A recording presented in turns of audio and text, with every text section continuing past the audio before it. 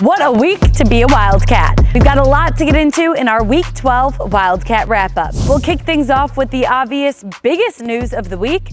Head coach David Braun is here to stay.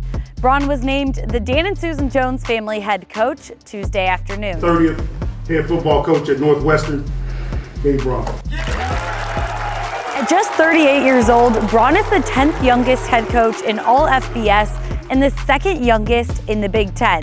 On top of that, he has the second best record among all first-year FBS head coaches. Under Coach Braun, the Cats have seen the largest increase in wins of any team in the country since last season. The celebrations continued to Saturday when 37 seniors and their families were recognized on the field before kickoff against Purdue. In honor of Veterans Month, our very own Assistant Director of Football Performance, Darren Bailey, was recognized on the field during the game alongside his family.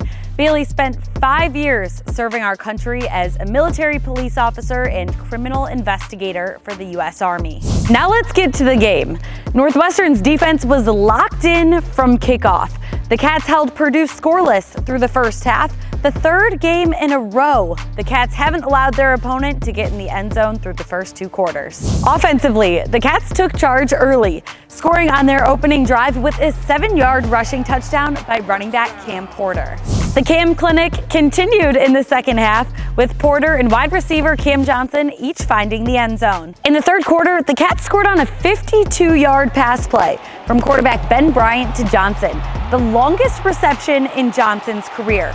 Johnson's now the first Wildcat to tally receiving touchdowns in back-to-back games for 3 weeks in a row since Austin Carr back in 2016. The Cats scored again in the fourth quarter on a 34-yard rush by Porter, who finished the game with a career-high 95 rushing yards and 2 touchdowns. Defensively, the Cats forced a season-high 4 turnovers, including 2 interceptions that came at the end of the second and fourth quarters. Cornerback Garnett Hollis Jr. notched his second interception in as many weeks when he picked off quarterback Ryan Braun just before halftime.